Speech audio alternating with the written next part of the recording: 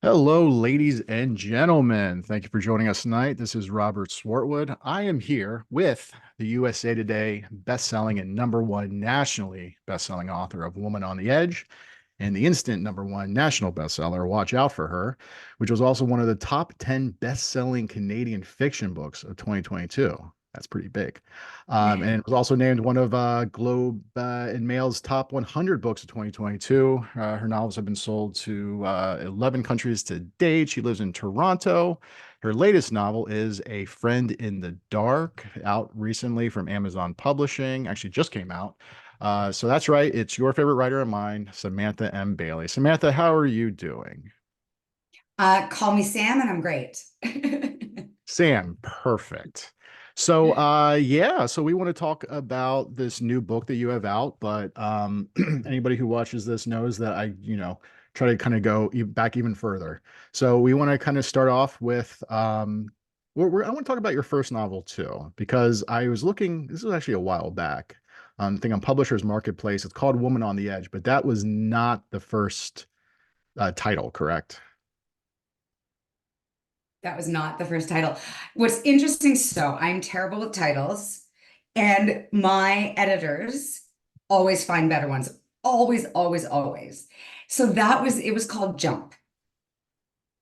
Right. Well, And and we're going to get to that. But yeah, let's jump back. Let's jump a little further. So, so far you've published three novels. At what point, I mean, did you always want to be a writer? Or was this something that came, a little bit later in life? Or at what point did that really kind of hit you where you're like, oh, wow, this is what I want to do?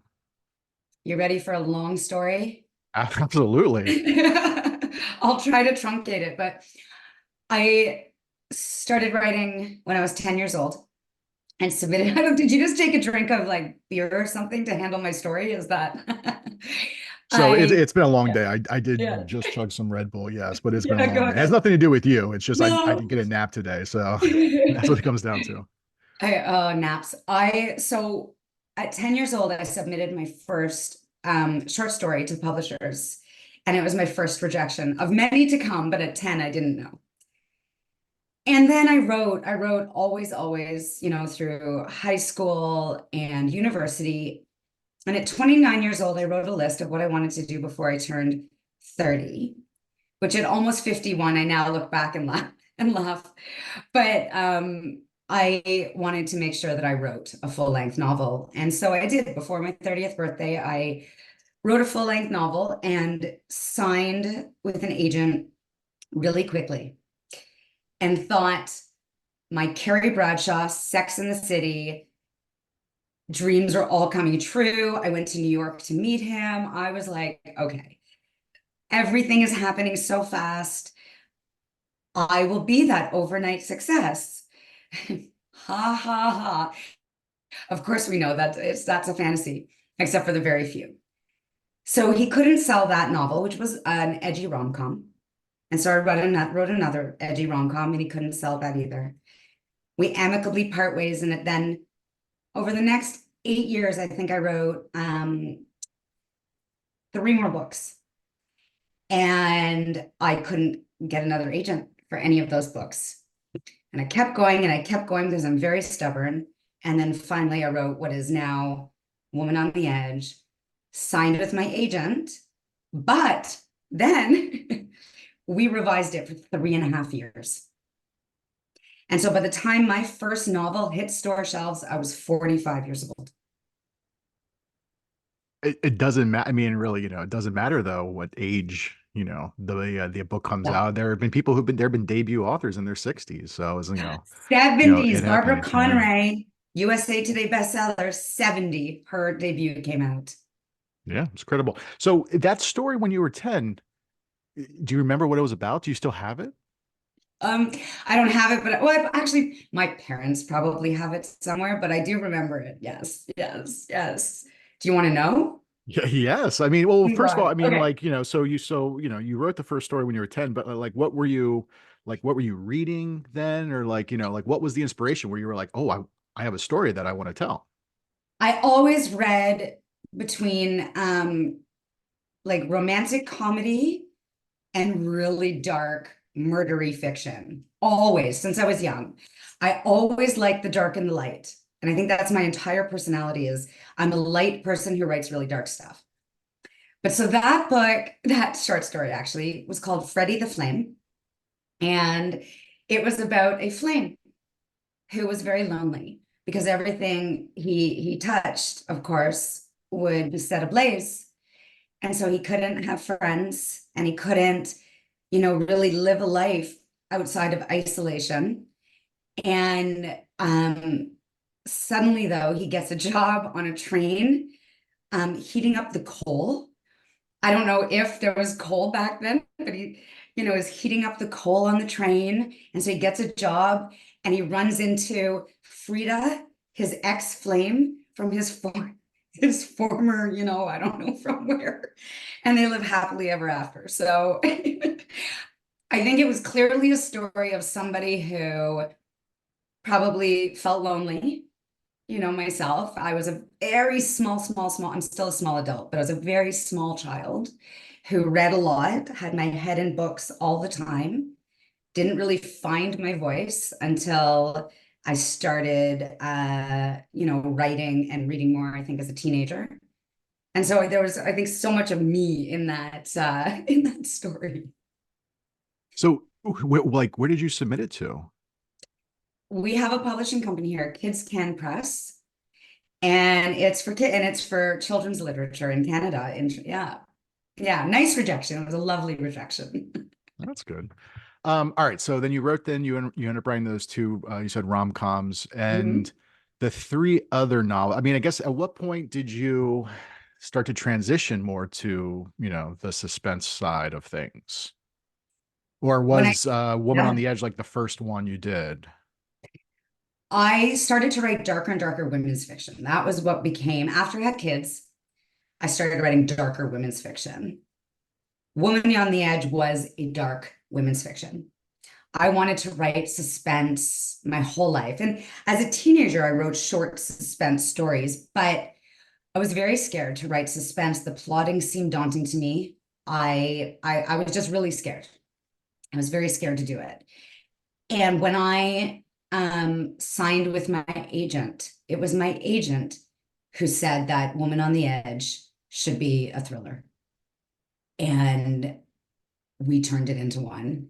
And it was like she saw into my soul. She changed my life. Like it was that moment where I thought, this is where I belong with the community of thriller authors, is, the people I belong with. Like it just, that amazing moment that I hope everybody gets in life where you find your place. So I remember listening to the audiobook of Woman on the Edge a while back, it feels like. So I remember bits and pieces of it because, it's been a while and there's so many different books and, everything out there. It takes place in the States, correct? Yes. So Yes. so was that intent? Because I've heard that before where just because the United States is such a big market, that there are times where authors in other countries are essentially encouraged, to set their stories in the States. Was that something? I mean, what was the original Woman on the Edge versus what it eventually became? I mean, how like how different was that, would you say? Well, first, so I'm a dual citizen, actually. My dad is from Queens, New York. And though I've never lived in the States, at the time when I was born, I automatically got dual citizenship. And to me, New York and California feel like second homes. Like I go there and I just feel like it just feels like home to me, both New York and California. However, I am Canadian and I've lived in Canada my whole life.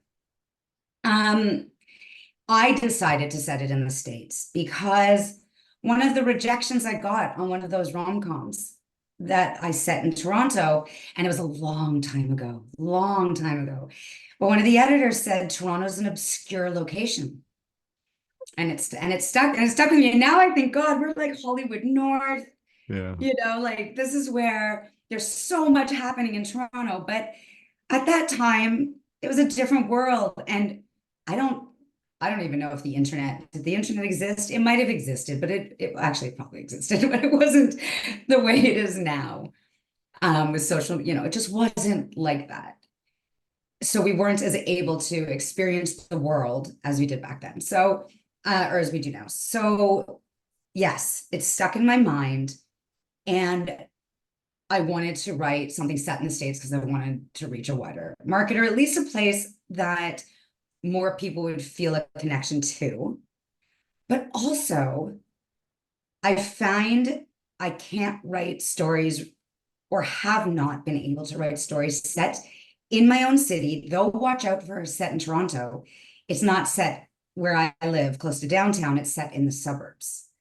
Um, because what I write is so dark, I have to separate me from the material, that if I write about places that I know and that I, explore and I go to, it feels too close to home to do it for me. So, okay, so the book was initially called Jump, or was that what it was shopped out around? Like, did you even have maybe a different working title initially? It's sold as Jump.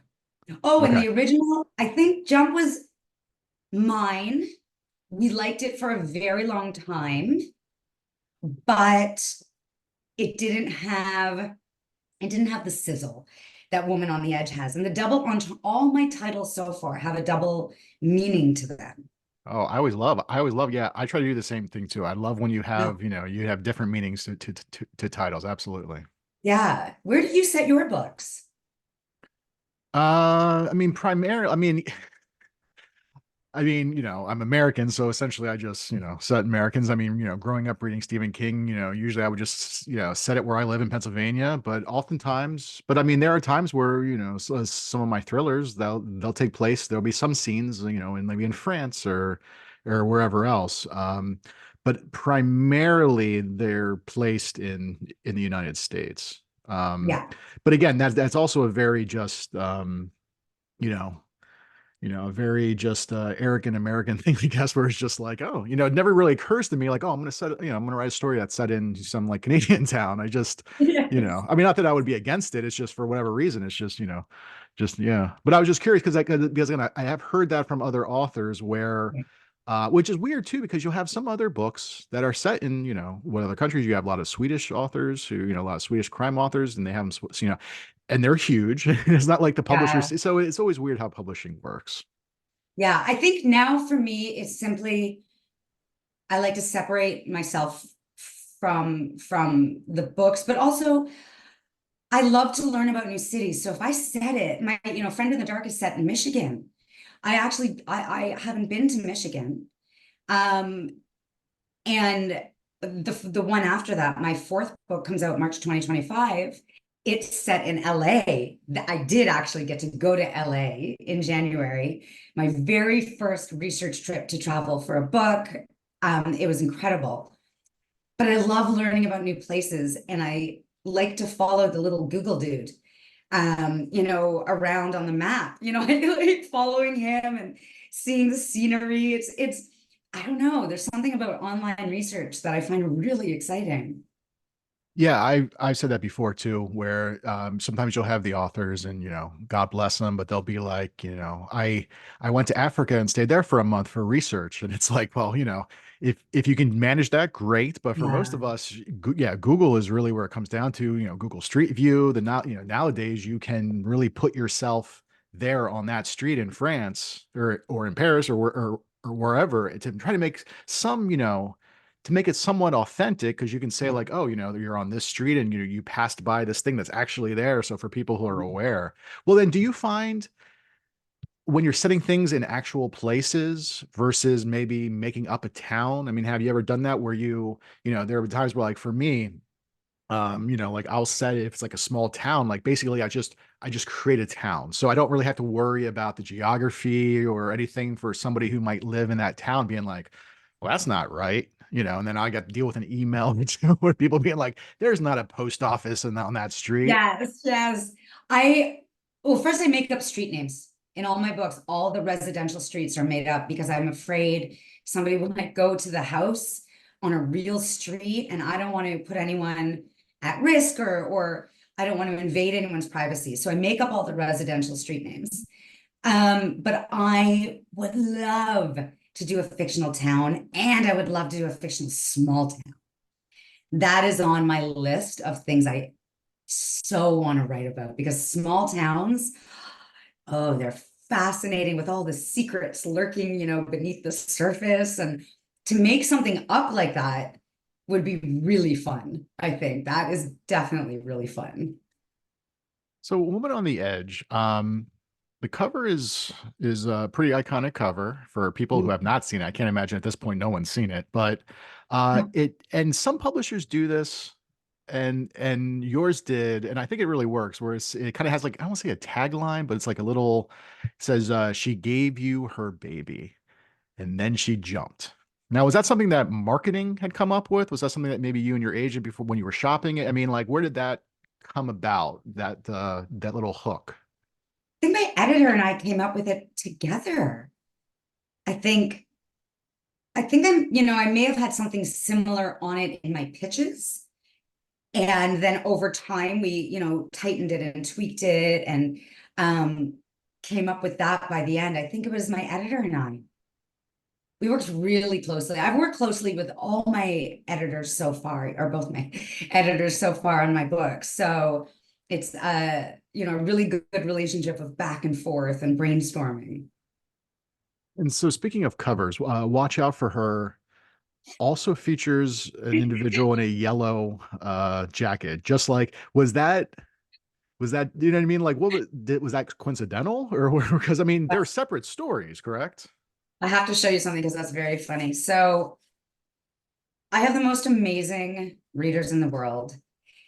And two of my readers, Sandra Gemmett and Jill Gemmett, they're both awesome, just wonderful. I love them. And they're just outside Toronto, I think. And they showed up to one of my events, one of my signings after Watch Out for Her had come out. And I don't know if you can see this. And they gave me two notebooks with yellow raincoats. And I have this one right on my desk because it was very funny. A lot of people have mentioned it. A lot of people said my covers look like Stephen King's It, I think. I don't know if it's the raincoat. I'd have to go and look at the cover. There's something about it. But so when I got the cover for Watch Out for Her, I did mention yellow raincoat. Should we? And we had a whole discussion about whether or not I should, because I was worried, people might think it's a sequel, a follow-up, and they're definitely standalones. They have nothing to do with each other. And we decided to go for it because at that point they thought, you know what, now you have a brand. Let's just continue with the brand, because it was a great cover with the trees and the branches, and it was so creepy. I loved it. And the raincoat had something to do with it, and the way the woman is standing with her back facing, the audience. I was like, let's go for it. Knowing, of course, people would mention it. So definitely people have mentioned it. I love both of my covers, but I can't say that, with a friend in the dark, before I saw that cover, I thought to myself, yellow raincoat. So let's jump back to when you wrote your first novel versus when you wrote your most recent novel, the one that's going to be coming out next year.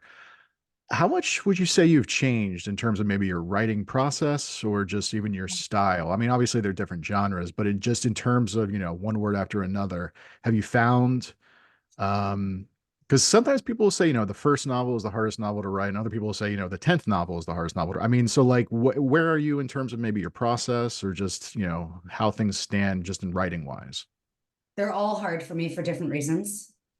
With my first, I had the luxury of time, but the fear that it would never get published. And so looking back now, at the time, I didn't realize I had the luxury of time. I didn't understand. I'd never had a deadline before. For the second, now I'm on deadline. The fear of never being published is gone, replaced by the ecstasy and joy. However, now added to that was the pressure of doing better or not disappointing anyone. Can I do this again? So then there's the pressure. And then at the same time, though, learning how to plot better, learning how to manage my time better, learning to shut out the noise more and focus on the story that needs to be told, following my characters more. I write very detailed outlines, but I learn with every book to follow my characters. They're steering the ship. Even if they do something I don't want them to do, I don't have any control over that because it's not my story, it's theirs.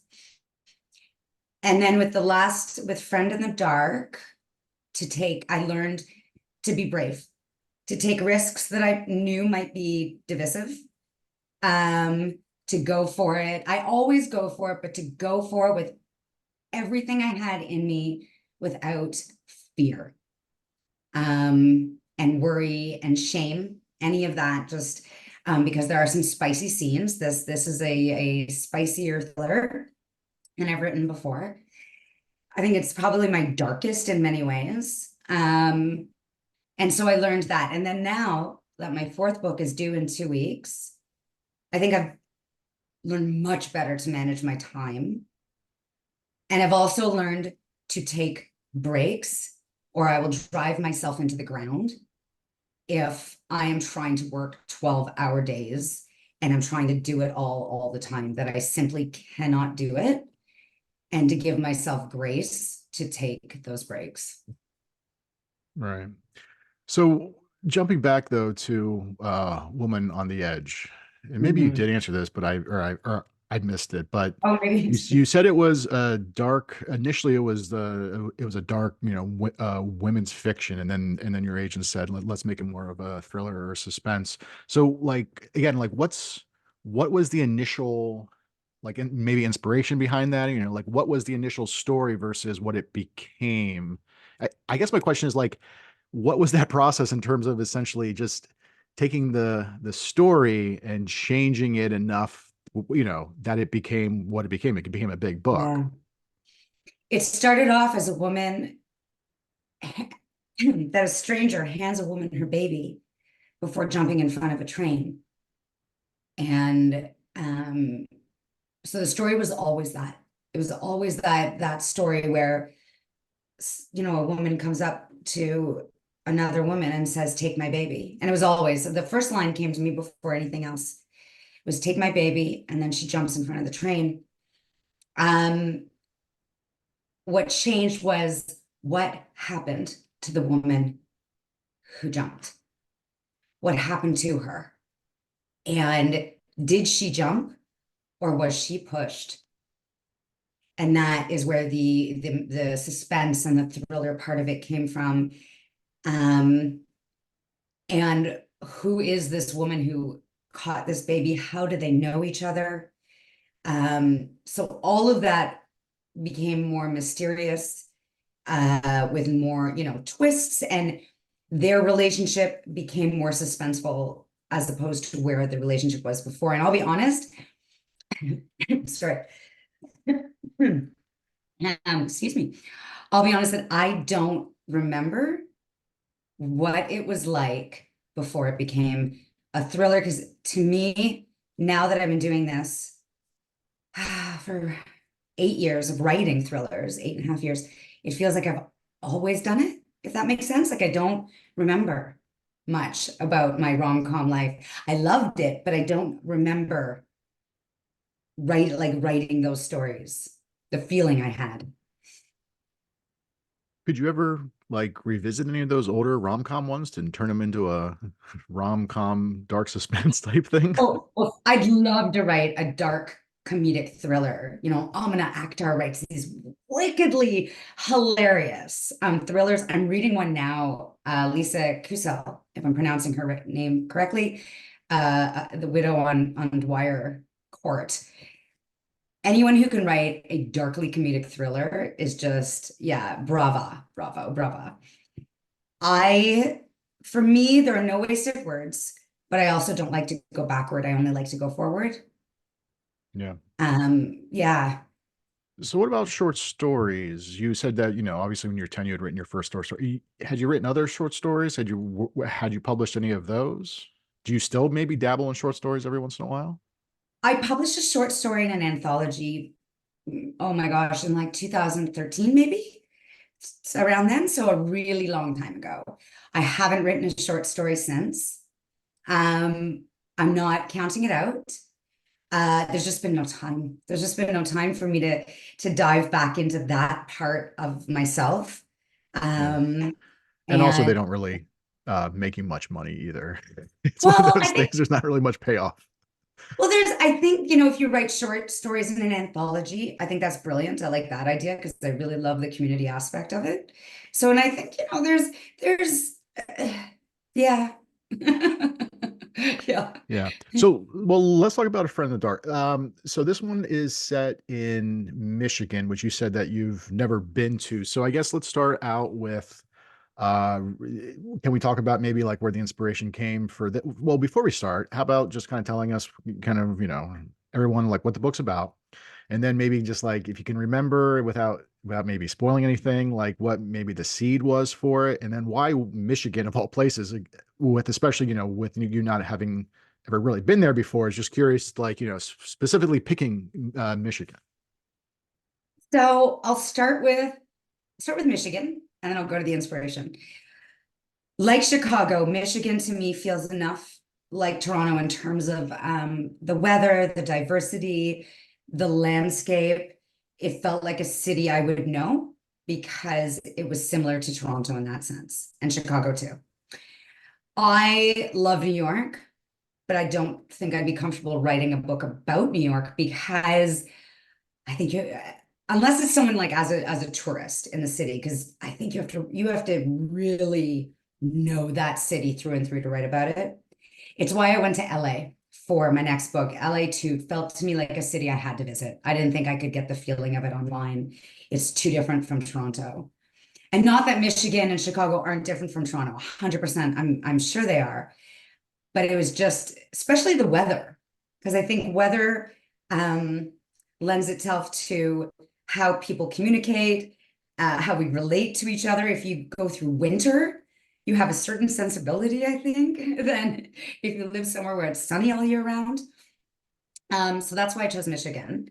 And I needed a town where there was a university, like where there's a big university town like Ann Arbor. And then you've got Grosse Pointe, which isn't too far away. I needed something within a certain amount of driving distance. Um, the inspiration for the book, both Watch Out for Her and A Friend in the Dark, were inspired in part by the pandemic. It was the second book in my deal with Thomas and Mercer. And so, sorry, no,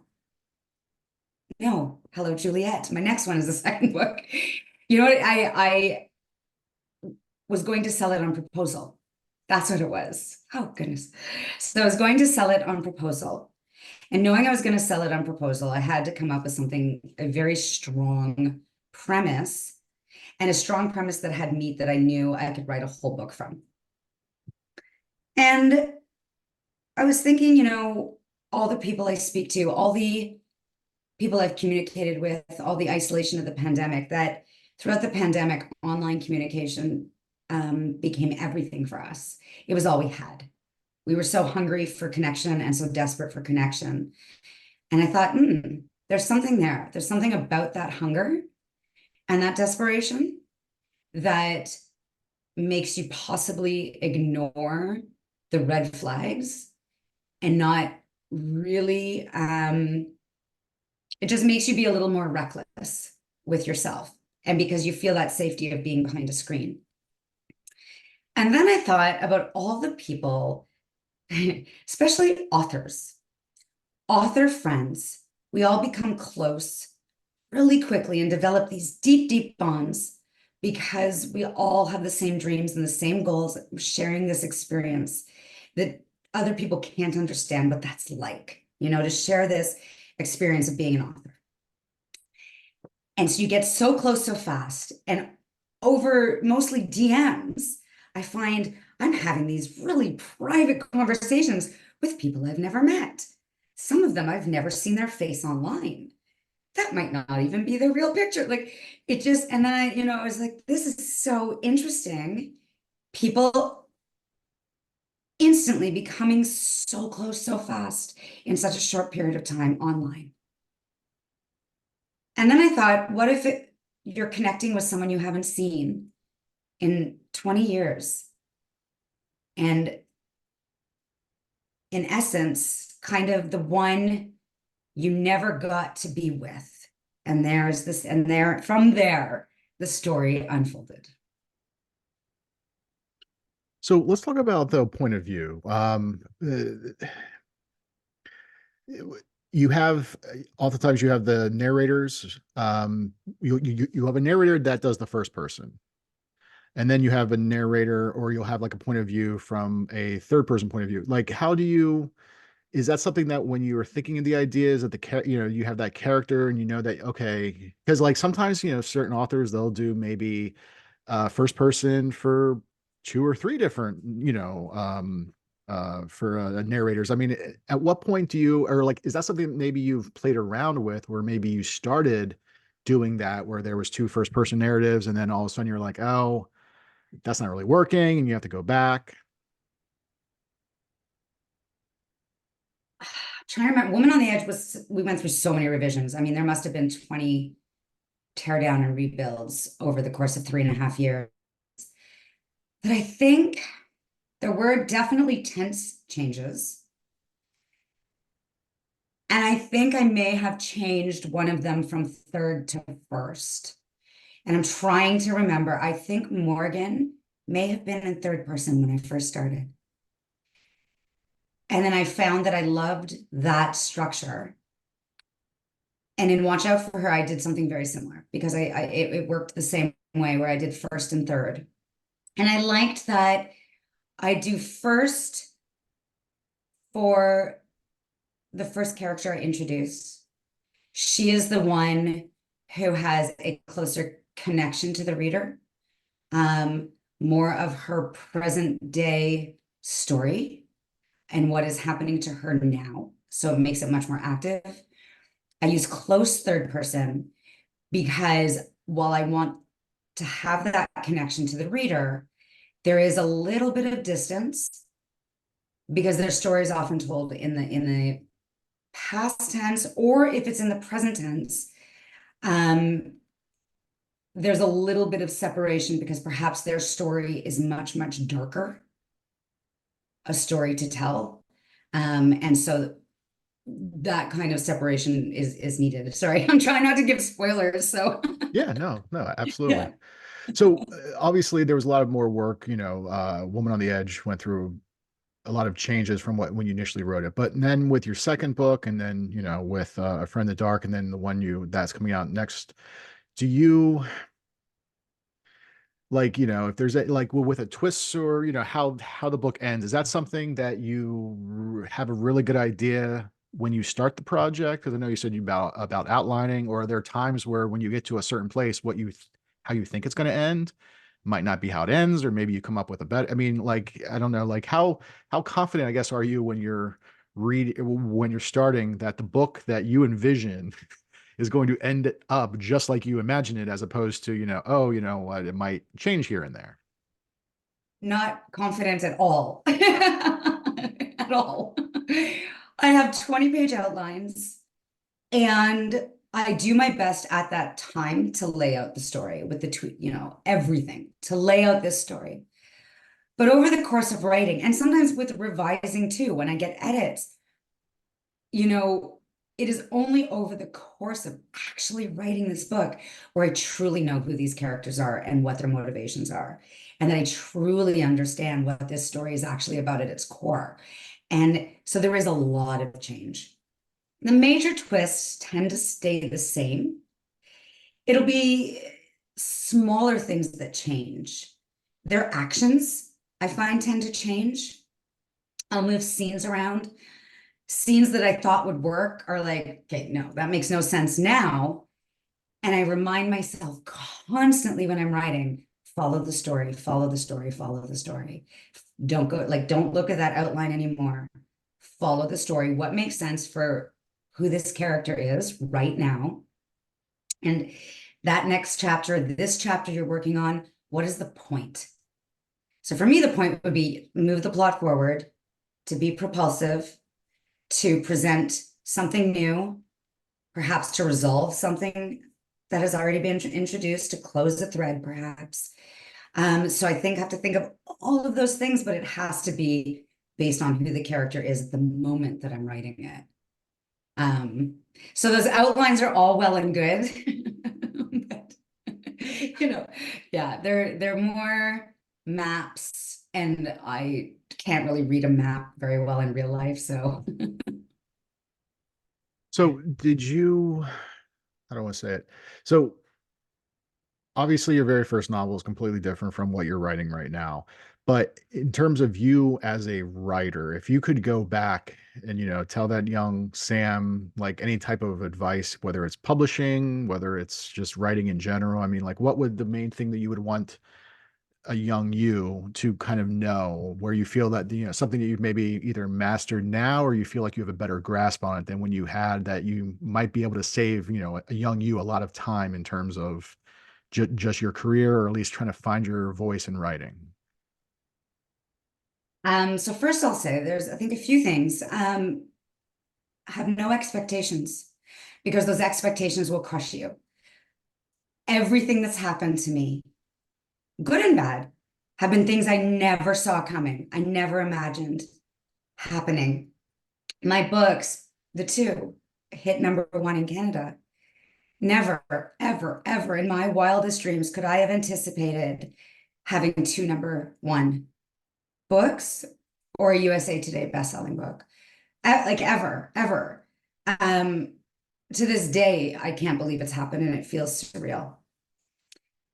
If I had expected it and it didn't happen, that would hurt so much. And so I find um, anything's possible in publishing.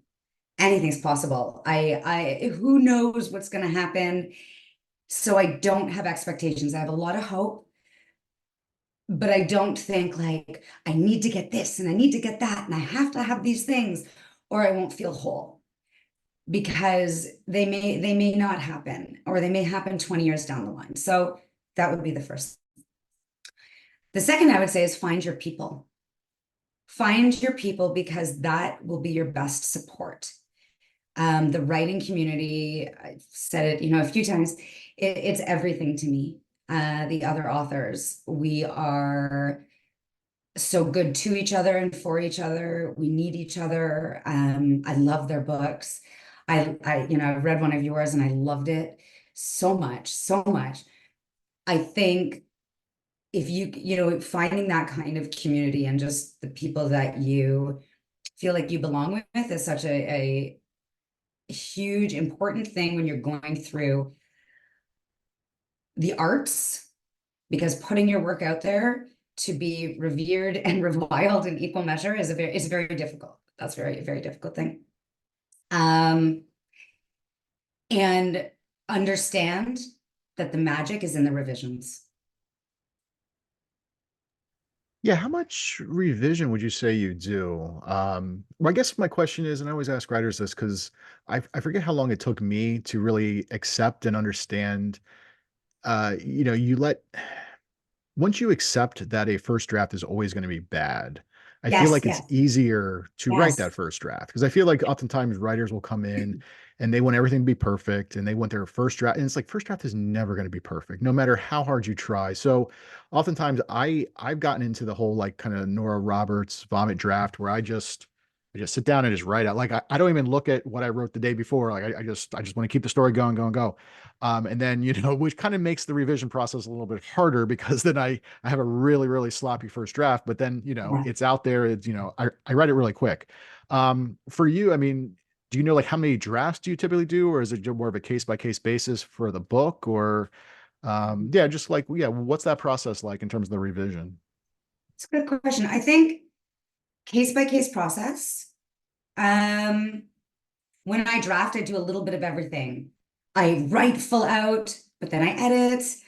I'm sorry, sometimes I definitely read what I've written before, unless I've decided, let's move to the end and write that part. And I move around and I put in a lot of placeholders. I don't give myself word count limits, because that'll just stress me out. I write until I run out of steam. Basically, that's my the way I do it. I think I know that my drafts are going to need work. I know that. I know that they are never going to be as solid as I want them to be with if I'm have a short deadline because I need that time to really get to know them and to think. I do so much thinking.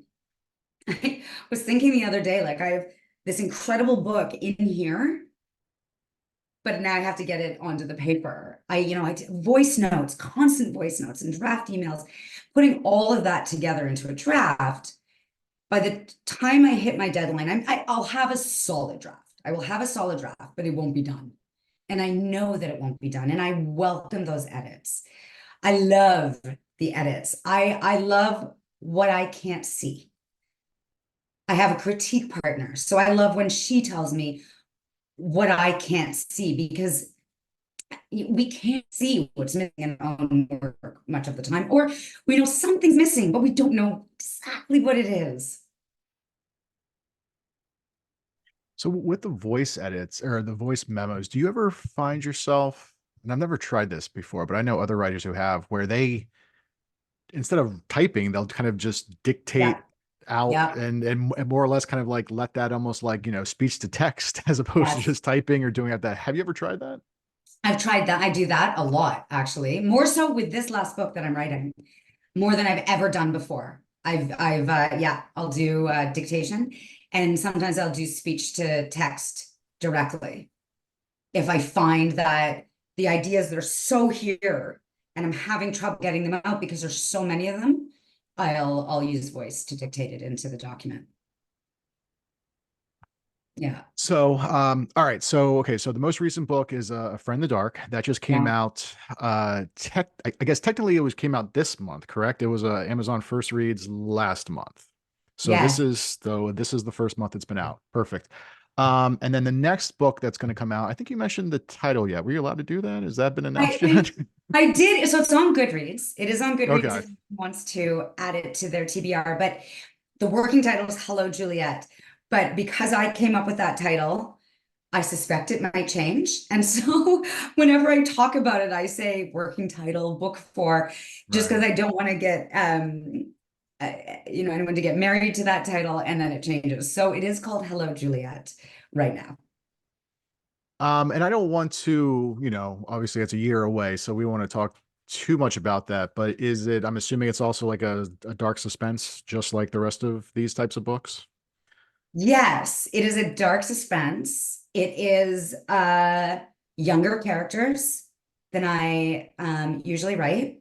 And that's interesting because A Friend in the Dark, Eden Miller, my one of my protagonists, she's 45. And a lot of it is about being a 45-year-old woman.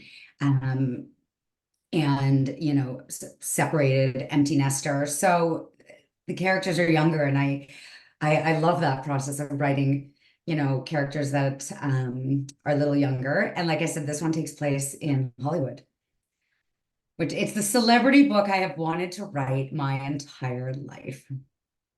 How far out do you like A Friend in the Dark? Like, when did you have that initial idea? Is that one of those where, I mean, some authors, they're already thinking like 10 books ahead. I mean, how far ahead are you thinking in terms of at least, maybe story ideas, or like, you mentioned the voice memos. I mean, do you kind of have a folder where you will jot down ideas, or like, what's that kind of creative process like in terms of just coming up with book ideas?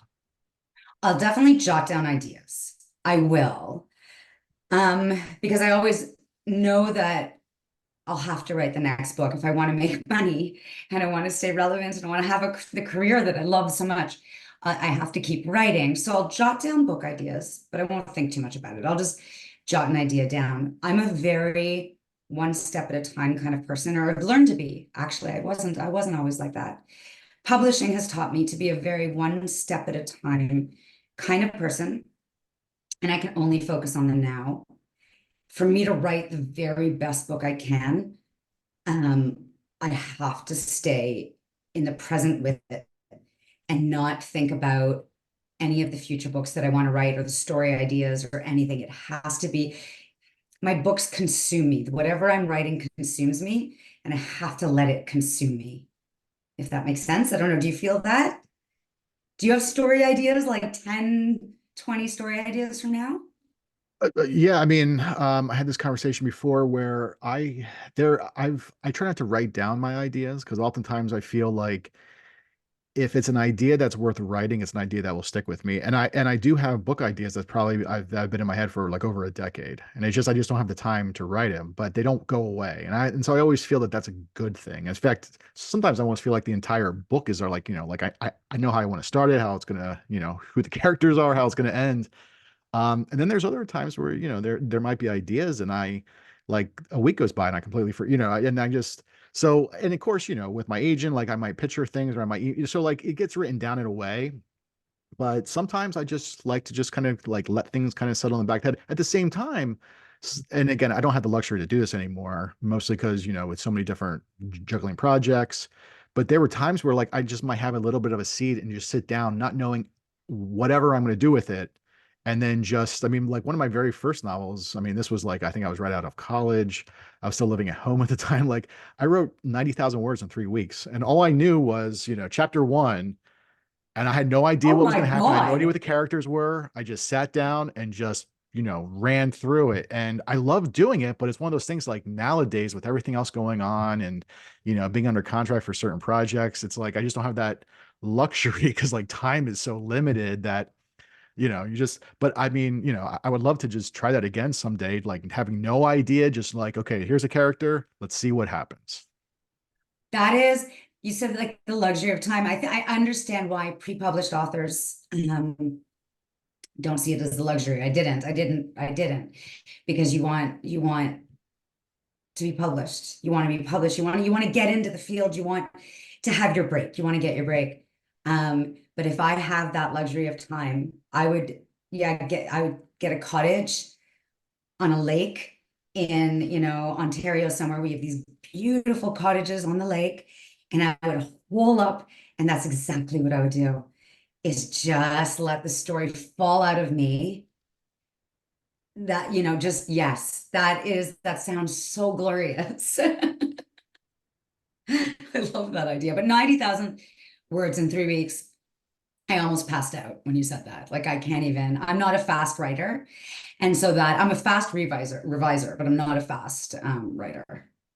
Well, and keep in mind, I had two, I was much younger. At the time, I was also working at a movie theater. So I would work as like upstairs in the projection booth. So I would take my laptop Oh, that's with so me. cool.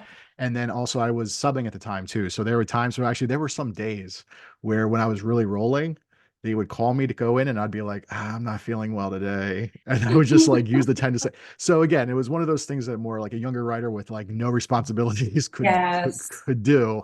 And again, it was a first draft. It was not a solid first draft. I mean, it definitely needed more Yeah. work, but at a certain point, I realized, okay, I was booking at it. I'm like, well, I don't know about you, but usually like when I get down towards like the last, 20, 15, 10% of a book, I will just, I write a lot as it is, but sometimes like I will write a lot. I mean, do you ever find that where you just will like spend even more time than usual, just really, in like that, like in that home stretch?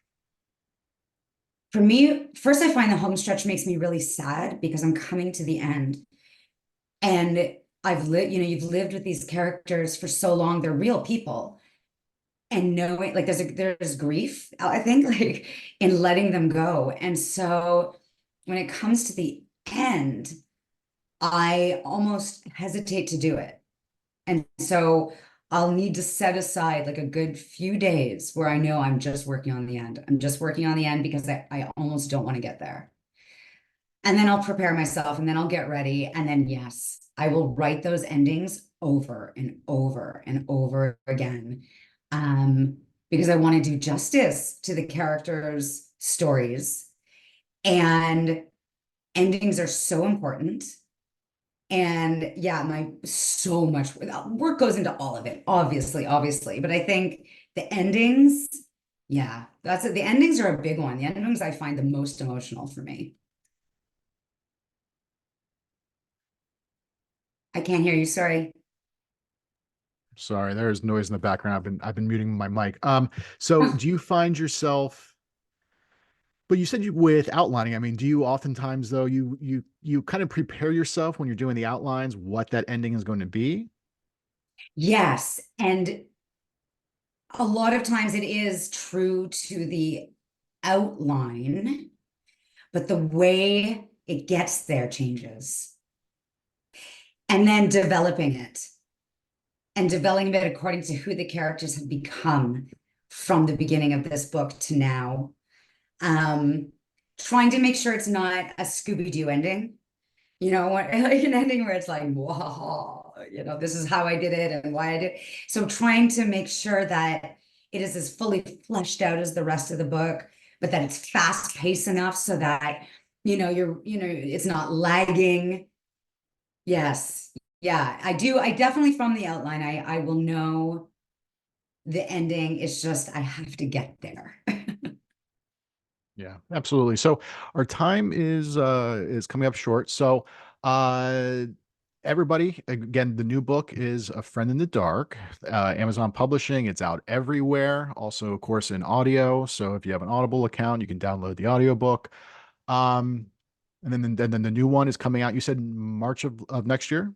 March of 2025, as of now. Yeah, it's set to be Okay. published in March of 2025. Perfect. I have, So I have a question for you. May I ask you a question? absolutely. What happened to that 90,000 word book? Well, so that was actually the book that I got my very first agent with. Now, Oh, that was a long time wow, ago. wow. We didn't sell it. Now, I will say though, at the time I had this very stupid idea where I was like, I want to write a more realistic, because it was a thriller. I was like, I want to write a more realistic thriller where the good guy doesn't win in the end. And so it was a very standard setup. This guy wakes up, he goes to bed in Pennsylvania, wakes up in a motel room in California, having no idea what he's there. And it becomes very much like a Squid Game type thing, way, way, way long before a Squid Game. And his family's been taken. But basically at the end, initially, he gets there too late and his wife and daughter Oh, are dead. And oh, at my agent at the time, oh. to his credit, he thought it was edgy and he was willing to shop it around like that. And I remember him coming back at one point saying, one editor, I think it was a Doubleday, had called him, and apparently it was the story of my life. She loved the book, but she didn't feel it was right for Doubleday. But she basically had said, you can't kill off the family. Like, readers are gonna. And so it was one of those things that I have actually learned, when I was much younger, kind of wanting to go against the grain. And that was one of those things Yeah, where I learned more like, people are reading to escape like their terrible lives, like they don't want to yeah, read all these awful things. So it's one of those, it's just, that's why people read. They want to escape. They want to enjoy themselves. They don't want to get really depressed. They don't have all these things. So if I were to go back and talk to my younger self, it would be kind of that idea of just, yeah, you don't have to necessarily, make things, pad or be generic, but at the same time, you can't really go that much, against. I mean, I've seen some authors do it, but yeah. I've seen authors do it, and I think I'd be curious if you took a poll now online with that ending. I mm, wonder if it would actually be 50-50 of people who would want that very gritty ending and the others who would want a more happier ending. I think you might find that it's fairly equal. I think reading is so subjective and people for sure want an escape and entertainment and all of that. Um, but we read thrillers too because we like to be scared and we do like that feeling. We like to see someone else's life that is worse than our own, like that kind of feeling of Schadenfreude, if that's the correct pronunciation. Anyway, I think you should do a poll of that. Well, what happened was I eventually realized, like, okay, we don't have to kill him off. And then it became a first book in a trilogy. And like an Oh, idiot, I decided, oh, hey, I'm going to start writing the second book even before we sell the first one. And we never sold the first one. So that's a good advice to some writers. And I've talked to some other writers too, have been in similar situations where they write a first book and they're so certain that they're either going to sell the first book, or that if yeah. they do sell the first book, the publisher's going to want a second book, that they write the second book. And it's one of those things too where it's like, you can do it, we're not saying don't do it, but there's always the risk that you might, you know what I mean? Like, so that's always the risk too, that sometimes it just doesn't really work out. But so with the time we have left, where can people find you online? So you can find me on Instagram at S Bailey Books and on Facebook at Samantha Bailey Author. My website, samanthambbailey.com. And thank you, Robert, for pointing out, as of now, there aren't buy links on that website, which is my fault because I've been tinkering with that website. But you can find me there. I love to connect with my readers. So definitely please follow me, reach out. And Robert, thank you so much for having me. Absolutely. No, thank you for making time and chatting. And again, the new book is A Friend in the Dark. Amazon Publishing just recently released it. Go check it out. You can find it online. And of course, you order the paperback and on audio for through Audible, and where all fine audiobooks are sold. So again, Sam, thanks for hanging out, and everyone, we'll see you next time. Bye. Thank you. Night.